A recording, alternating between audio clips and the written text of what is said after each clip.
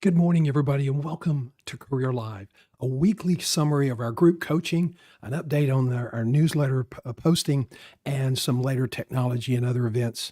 We are today delighted to be with you. I'm a little bit more casual today. Just a tad. We had late afternoon thunderstorms, and so after I finish with you today, I have the enviable task of cleaning up the outdoor living room. We have a deck patio located between two condo towers, and the wind came roaring through yesterday and blew over some umbrellas and rearranged the furniture. So the wind gets caught between the buildings and really accelerates the wind flow. And two umbrellas with 100-pound weights in the stands did not remain upright. So we got to check on all of that. But right now, the important thing is to be here with you and to talk about your career and how we can help you not just have a career, but have a fulfilling career. If you're in the job search marketplace, how we can help you navigate the really troubled waters, especially if you're a director, a director, manager level, or an executive, because there's something called the white collar recession that swept the country. We have more people looking for jobs in that sector, that segment of the employment range, than there are jobs. So thousands of really qualified people are out of work and are really struggling. So we hope that the information that we try to channel to you is helpful. And if you haven't subscribed to our newsletter, we hope you'll consider that. Alrighty, so let's get started now with our normal routine.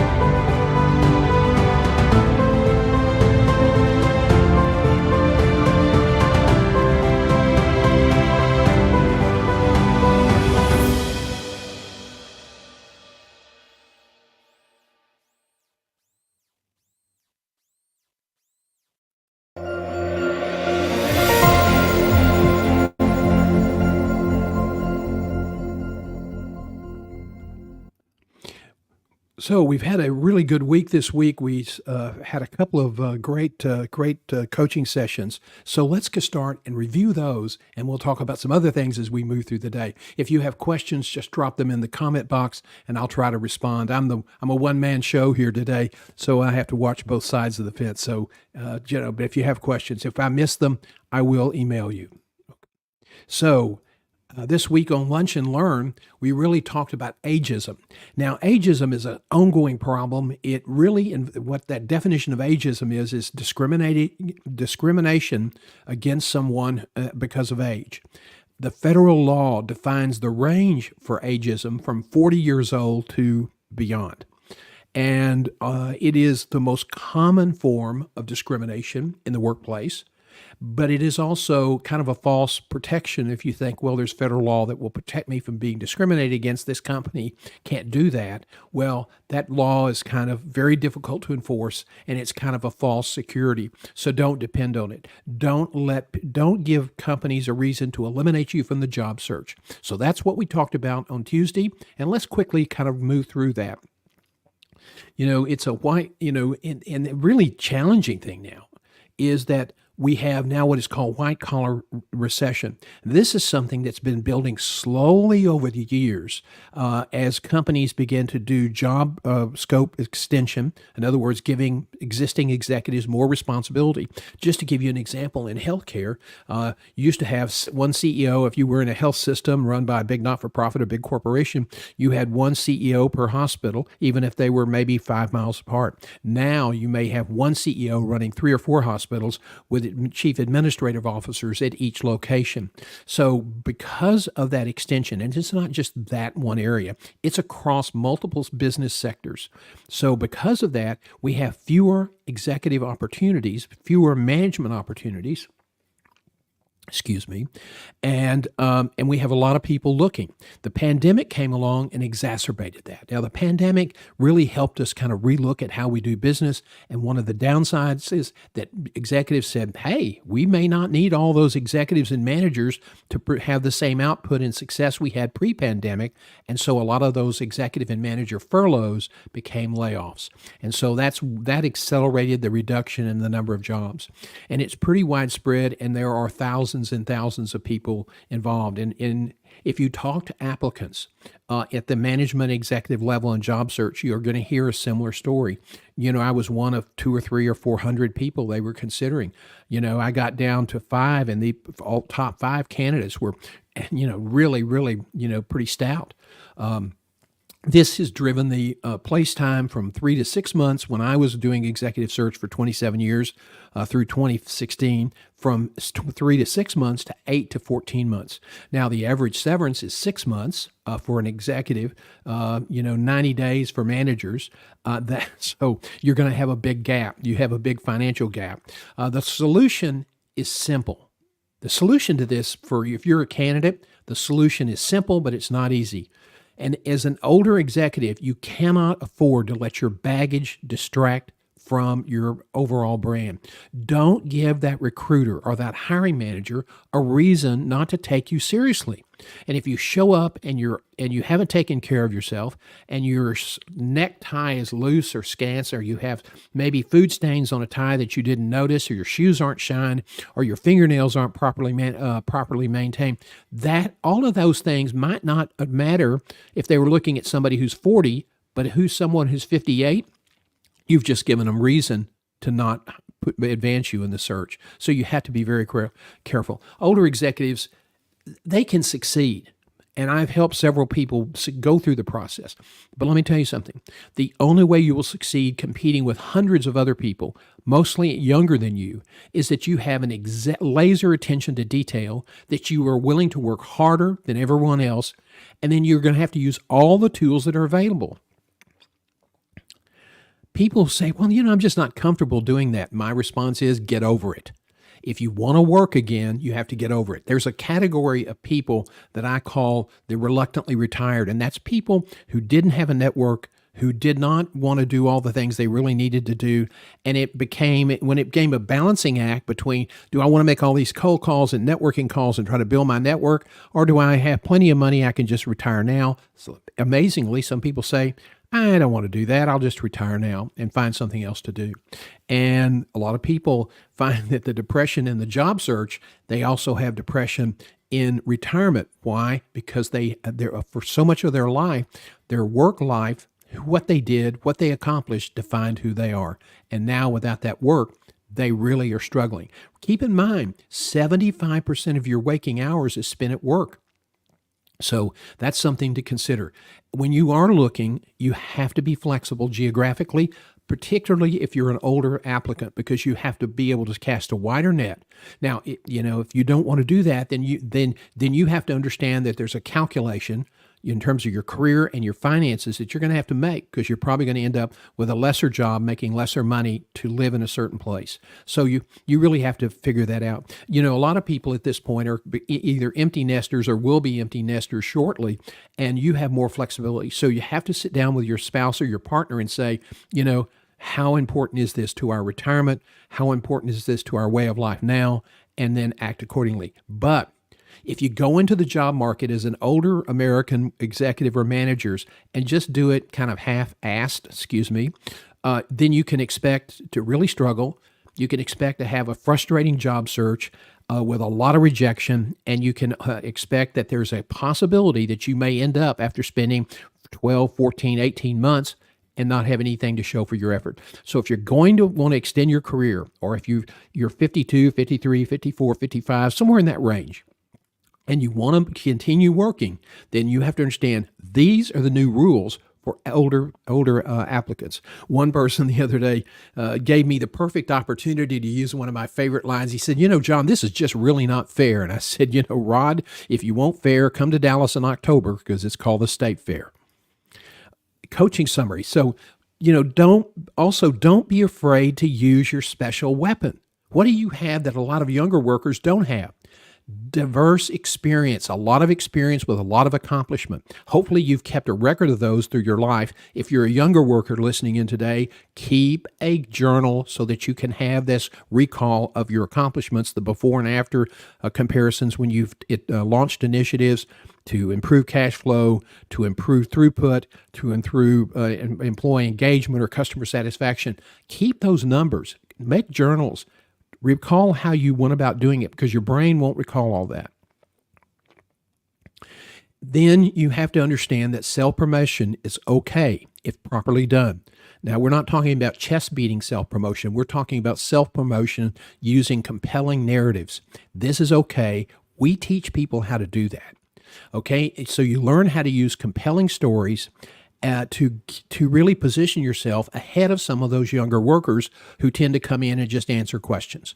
So there are a lot of opportunities for older workers to move forward, but if they want to play by the old rules and do it the way they've always done it, they won't be able to find a job. You can't take anything for granted. It is absolutely a new world. We also focused on a really interesting problem that I've been seeing more and more over the last 18 months, and that is people who are experiencing all of these challenges in the job market, some of these challenges are through no fault of their own. Some of them are self-inflicted. We focused on depression in the job search.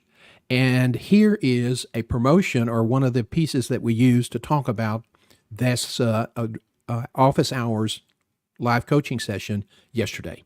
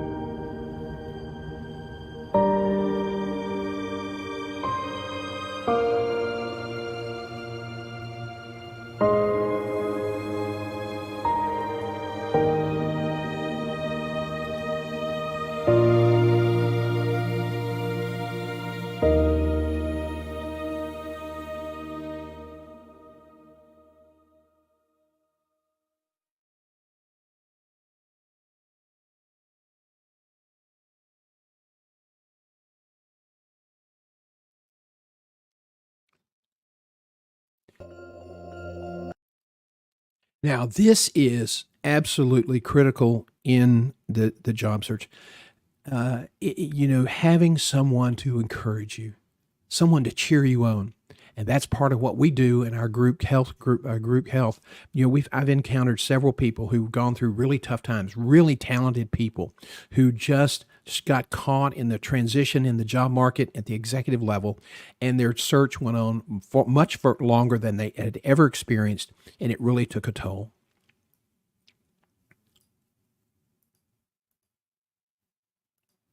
So, as I said, depression in job search is a common problem, and it is becoming more common. And it's also one that people are really not willing to just come out and admit. I sense it in people all the time. And finally, they'll finally maybe share it with me. I try not to be confrontational about it. Although when you're depressed and trying to find a job, you are slowing yourself down. It affects your performance. And so we want to try to jump on that problem and focus on it as quickly as possible. Because if you feel down, you may not consider it depression, but I can guarantee you, whatever you want to call it, it is hampering your performance.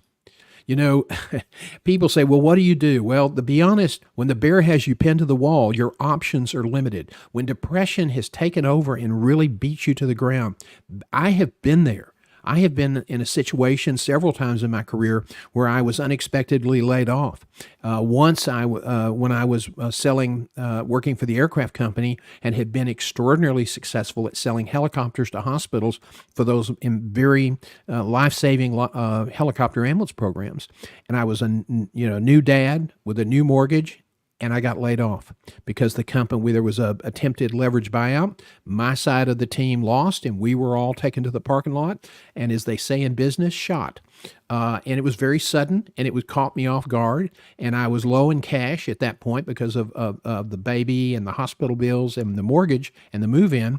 And so, it really weighed heavily on me. And I found myself just really being lethargic, kind of not wanting to do things that I needed to do. It made my job search process really hard.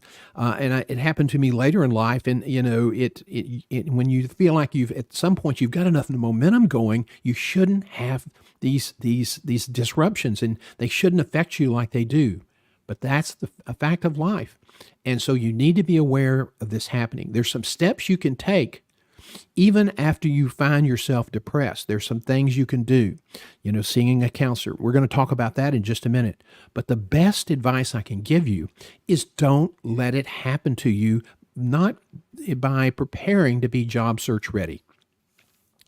Okay, again, I'm going to harp on a theme that I've mentioned many times in the past, and people just don't want to embrace this because career management is like 0.5% of their time, if that.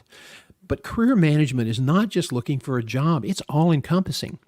And you have to have a written plan for all facets of your life. And now I'm not saying I want to do this, but I'm talking about your career dominates your life because that's where you spend most of your time.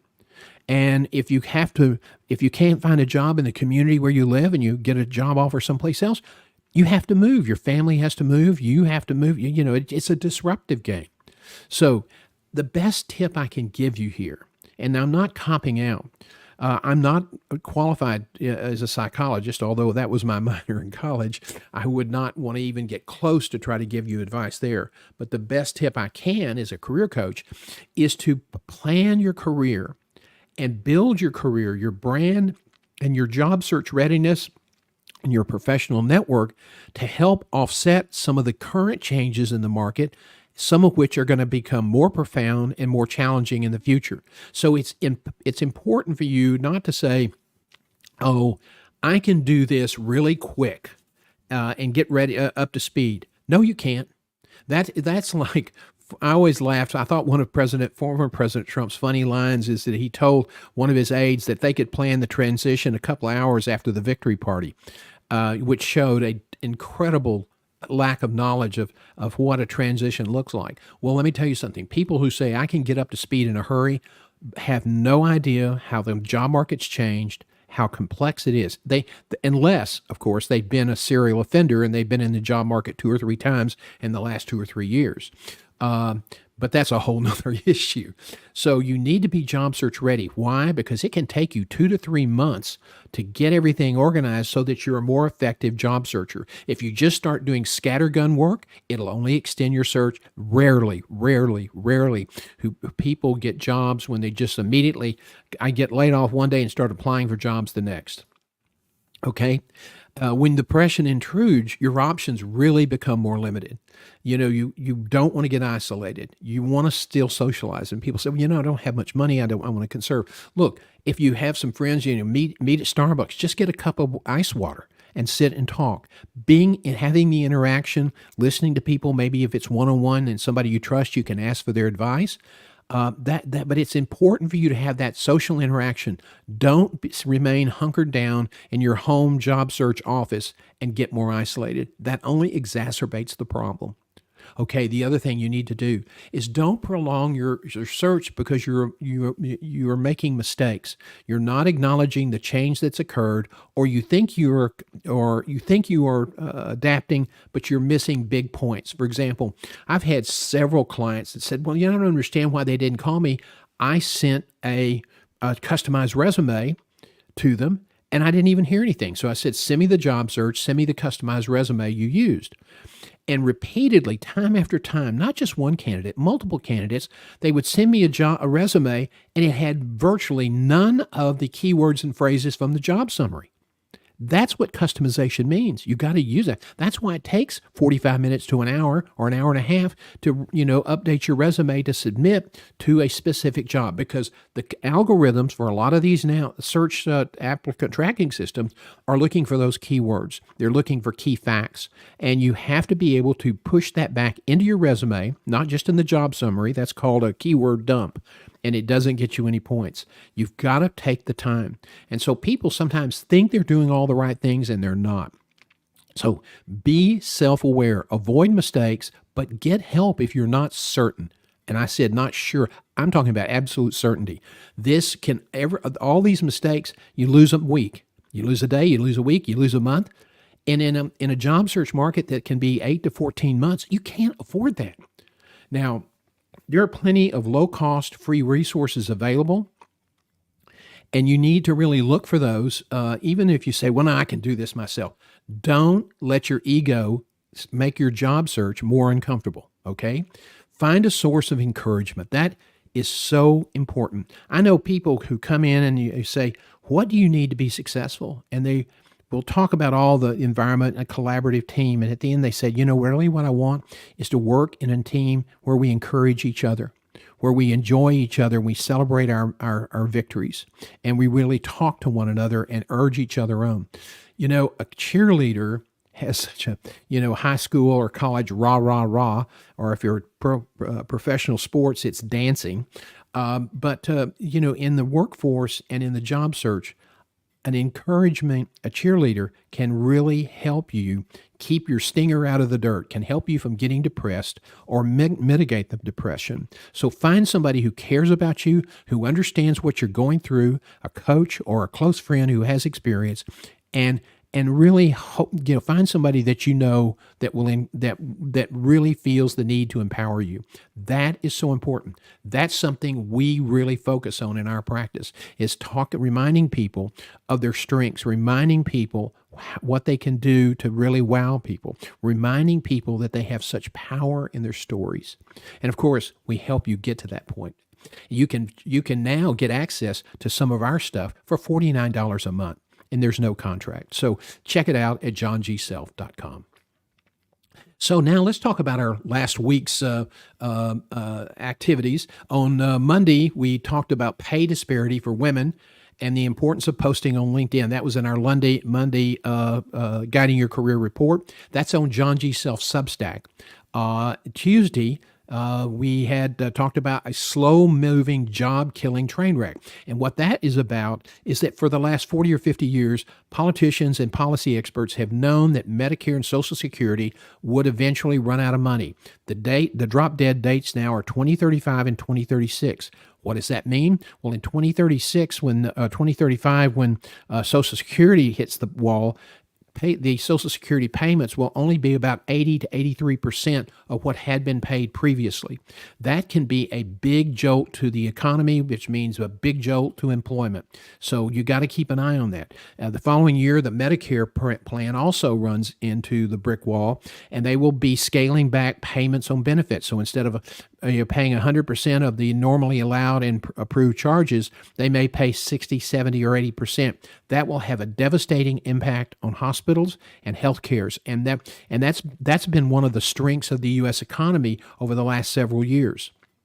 So if that happens, that can have just devastating consequences. So at a time when we have automation moving through the process and eliminating lower level jobs, which then will trickle up to eliminate higher level jobs, you need to pay attention to these issues. You need to have plans.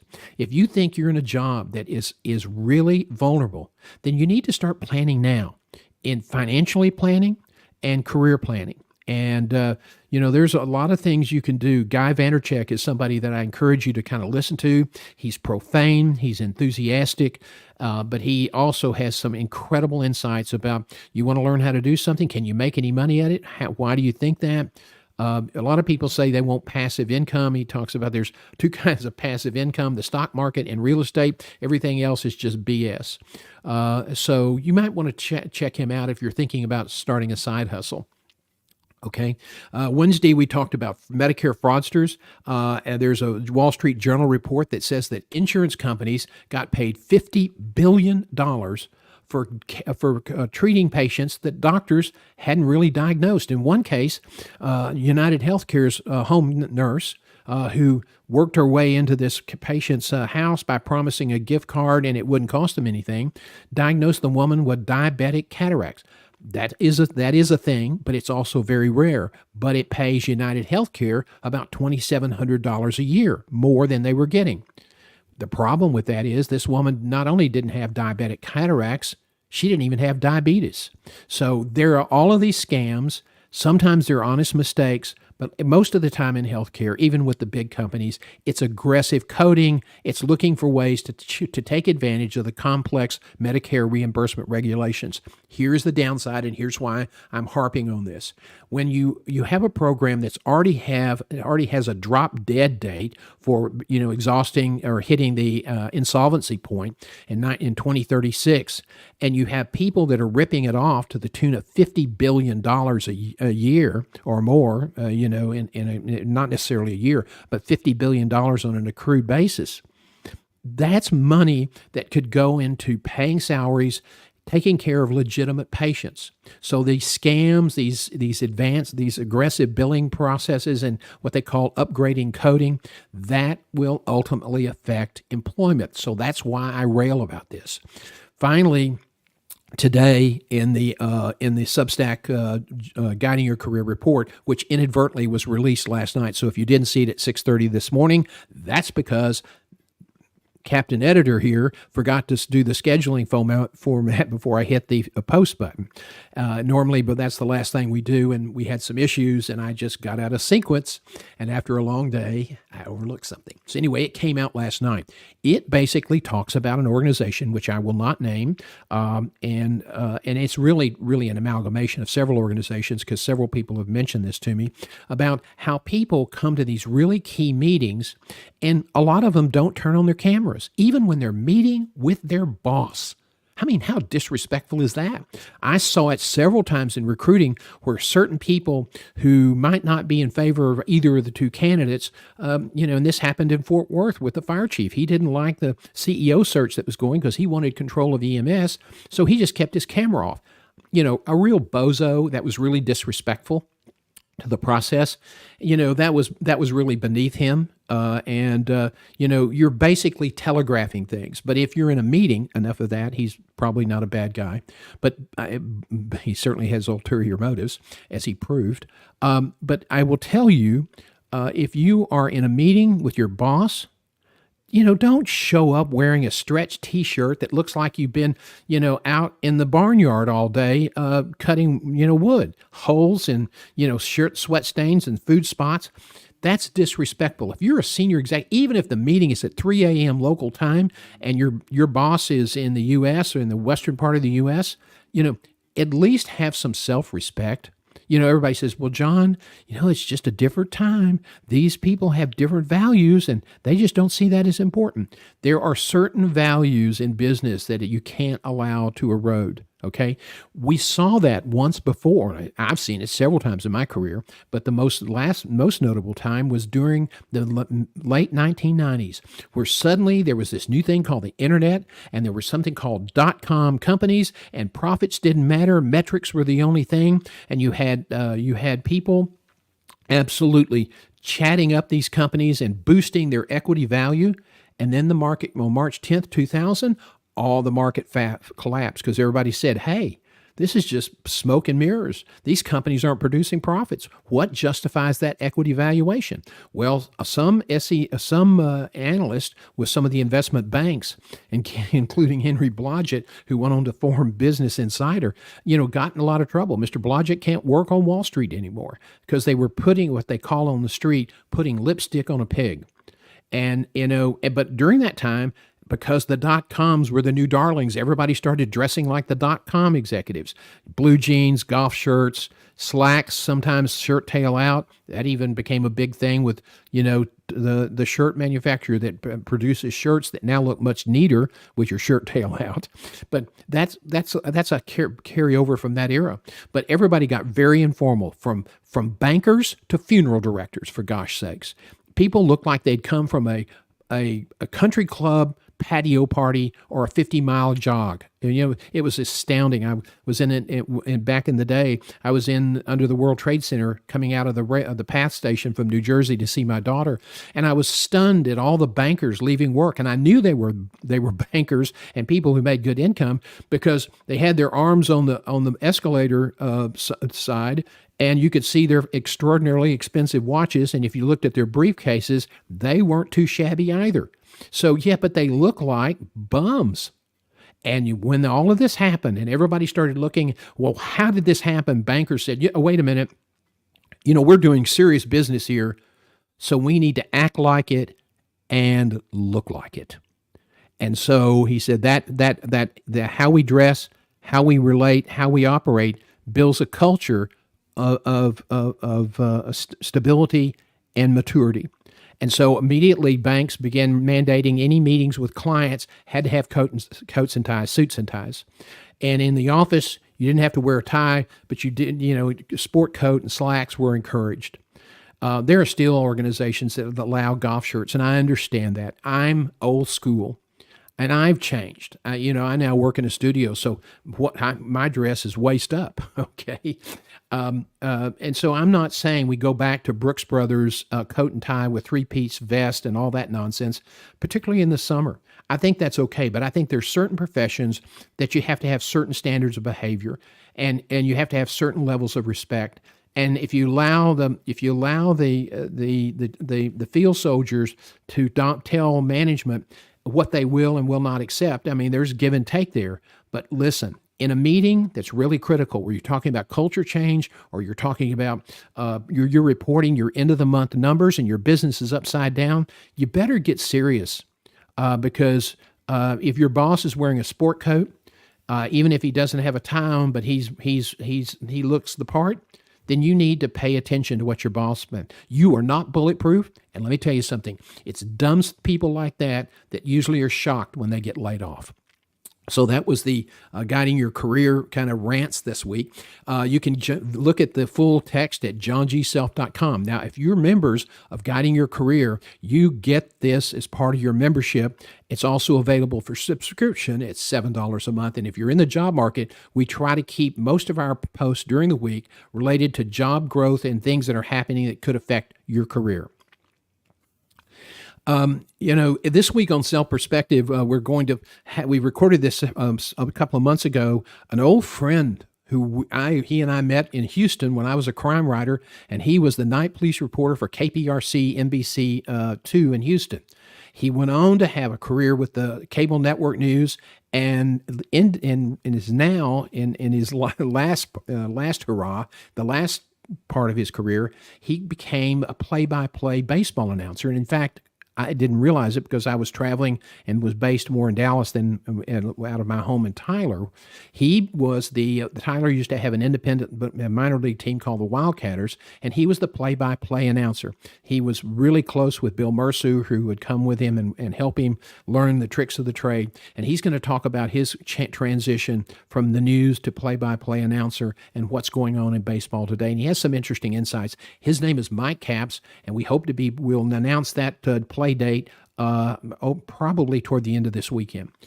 Also, in the next 3 weeks or so, you will hear from dietitian Bonnie Barabee, former director of dietetics at Herman Hospital in Houston.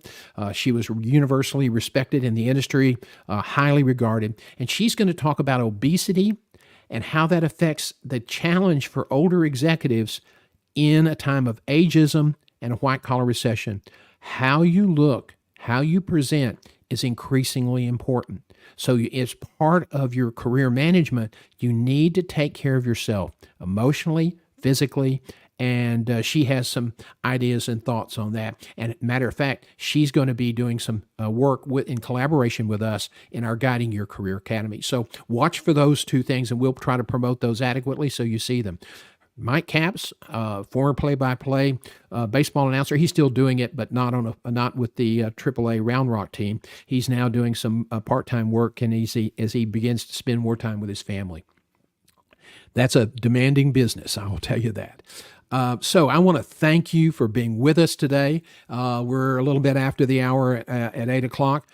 We hope that you'll join us next Tuesday for Lunch and Learn. We'll be posting the topic probably tomorrow afternoon, and then we'll also have next Wednesday at 4 o'clock office hours. If you missed the office hours yesterday afternoon, I encourage you to go take a look at it. It's about 45 minutes or so. I haven't looked at the exact runtime. You can find it on our webpage, Guiding Your Career YouTube. It's on the YouTube channel, Guiding Your Career, John G. Self, and it's there under the Live tab.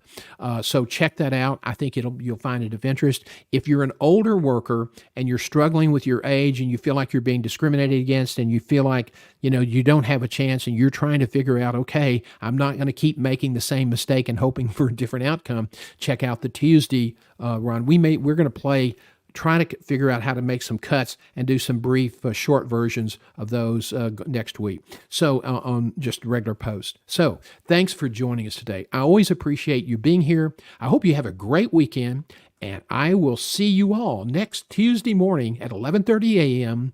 on Lunch and Learn.